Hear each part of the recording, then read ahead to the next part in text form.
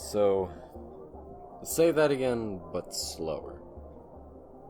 So, a half-eared half-orc asked Thimbis and the little one to help him free the little dragon people. Thimbis unleashed hell upon them, and we met little Nuggy. Nugbar. And then a man with a spooky mask morphed these two people together into a big mouth.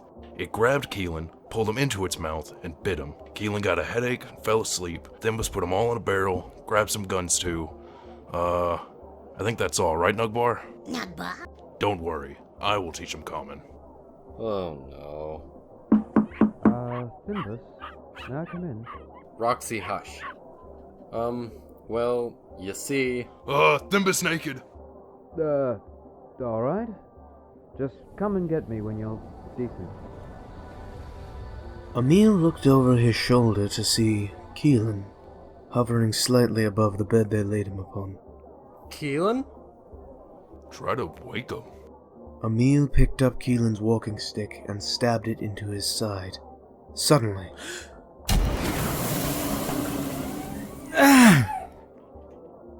a burst of energy shot from Kellan.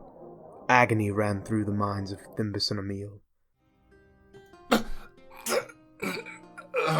Everything hurts. Here, let me heal you. Are you alright? I think so. I just need to lie down. I'm going to sleep. Nugbar.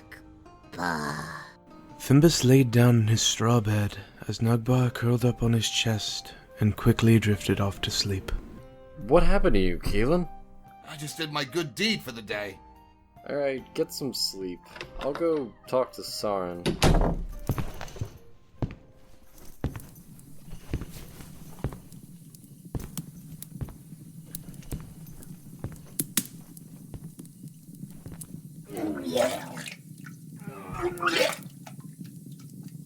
Sarin, is everyone okay?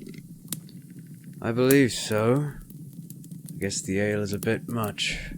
My head is killing me. Alright, boys. Let's get to bed. The next morning, as the sun crept above the clouds. Wake up! We leave in 3 hours. I thought we left tomorrow. Nugbar? Oh, bother. What do we do with him? Still have the barrel? No. Very good. You aren't helping. But he learned a new word. We could disguise him. He's a lizard. He's my lizard. Here, you can sleep in my backpack. Yes. Perfect. I'll put a little pillow and a blanket in there, so you'll be nice and warm. Nugbar. The kobold curled himself into the bag as Thimbis threw it over his shoulder. Come on, Roxy. Kellan took his journals and quills and threw them all into a rucksack, wrapped a rope around Roxy and led her out. Thimbis stole a pillow and set it in his bag for Nugbar to rest upon.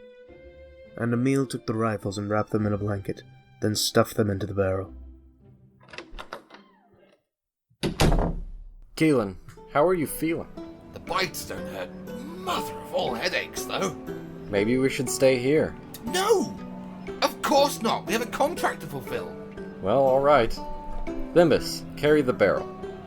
We have 3 hours. Anywhere you want to go? Brothel. No. Actually, Excuse me?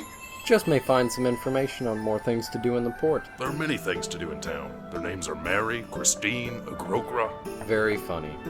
Are you opposed, Kellan? I... can't say I am.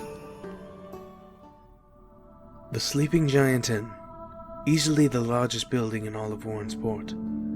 Entering through a set of wooden double doors, into a tan room with 10-foot ceilings lined with pillars covered in carvings.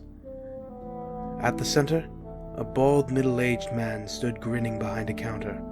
Next to him, a staircase leading to a floor masked with a red curtain, and to his left, a blue curtain with smoke rising into the ceiling. Salutations. What brings you to the Sleeping Giant? Thimbis likes this place. Roxy doesn't. What ails you, holy man? I'm looking for... A girl? No, Oh my.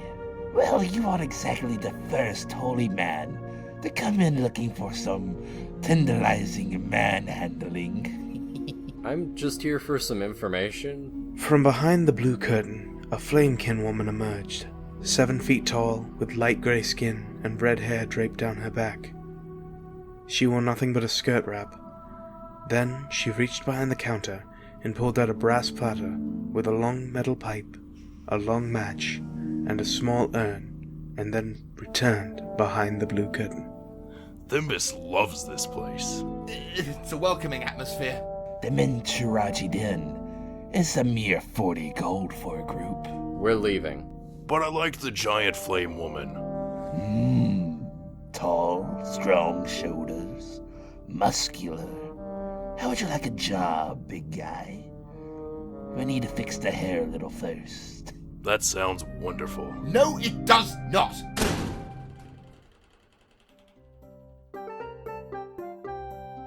Real piece of work, that one. What's main Siraji? Ground up flowers that make you see things. That's all you need to know. Ah, piss off. Oh, look. Nuggy's taking a little nap over here. We still haven't discussed what to do with him. We keep him, obviously. And Sarin will be fine with that? Probably. Hopefully. Nugbar. Aw, you woke him. Oh, hi there, Colin. You lads missed it. The tavern keeper is gone, so all of the ale needed to be taken away by the guards. We gave him some gold for it. Me and the others grabbed as much ale as we carried for the ships. It was great. We didn't touch the tavern keep. Okay. We just figured we'd let you know, so you don't question all of the ale bottles in the stables. Excellent. Nugbar. Excuse me? The bar! What happened to the bar? Keep just up and vanished last night. Say, what was in that barrel? This barrel right here, The very same. it had Kellan, a kobold named Nugbar, and a bunch of rifles.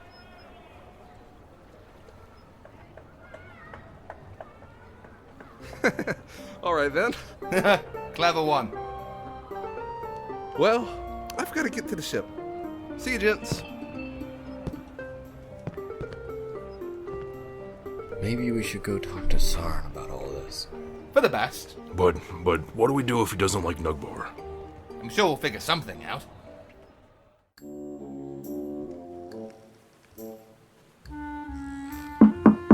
Come on in. Sarin's quarters were a small room on the top level of the ship. Sarin stood in the center, standing over a table filled with papers and maps. Good morning, Sarin. Good morning, gentlemen. What are you messing with? Just going over the course of the ship, comparing a few maps to those of my own. I think these green points are safe islands, and these red points, dangerous waters. What about all these blue points? I think that's water. We have some business to discuss with you. Alright.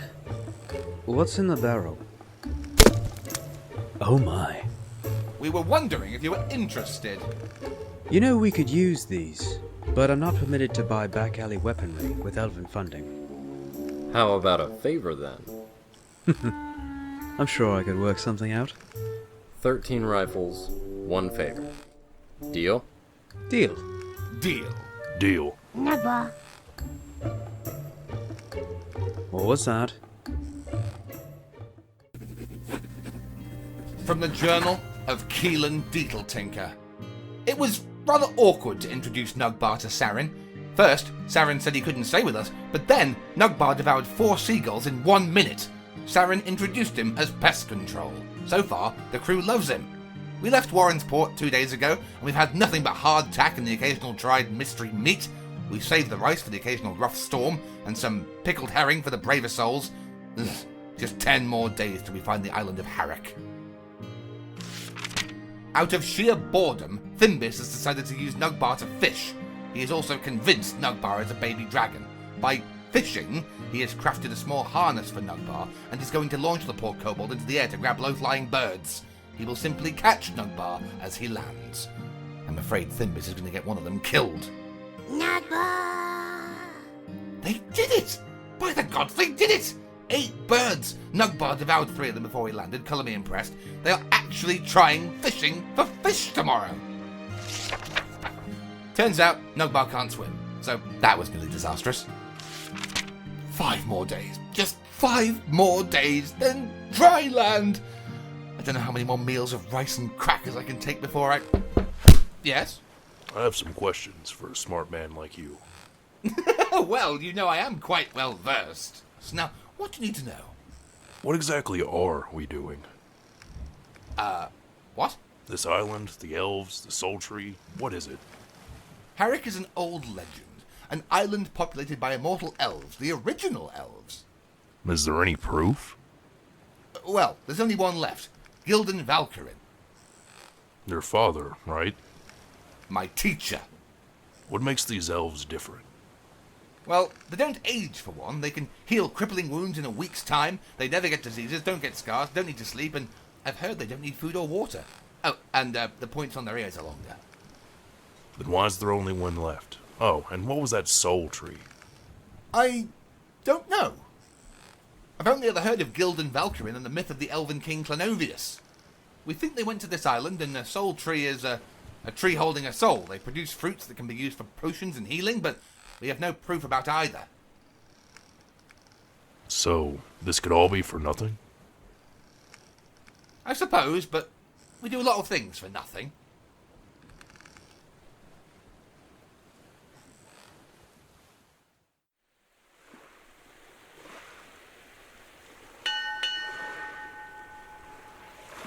About damn time. I'm gonna teach Nugbar how to swim. We have a job, gentlemen. Find traces of elven society, and maybe elves. But most importantly, we need to find a soul tree. Fine. What does a soul tree even look like? You'll know it when you see it, I think. Split up. Search the island when we dock. The island was a simple, small patch of sand and tropical shrubbery, no larger than a mile from side to side. The center was just a patch of trees and vines. I don't think that there's a soul tree in sight. Won't know unless we look. An hour passed. Kellan, I think I found something. Looks like a knife covered in... Elven? Let me see. My word, this is Sylvan. If you know Elven well enough, you can read it easily. Stop gloating and read it. Alwed... Key! If the knife is a key, then maybe... Kellan, hold still. I don't think that's what it means. Maybe we look for a lock? There's a bunch of weird rocks over in the trees. Weird rocks it is. Sarin stood pondering at the center of a clearing, and he was leaned over a white stone with a large slice down the center. Any luck? Found a knife. What's with the rock? Strange, smooth, white stone. No signs of erosion, and this close to the sea. Kellan, what do you think about this? Definitely magic. You can just see that stuff. I can smell it. Easiest spell in my book. Use the knife. Well, go ahead. Well, that was... What the hell? The ground below them began to crumble into a vortex of sand and water, dragging the island into the depths. Oh, shit.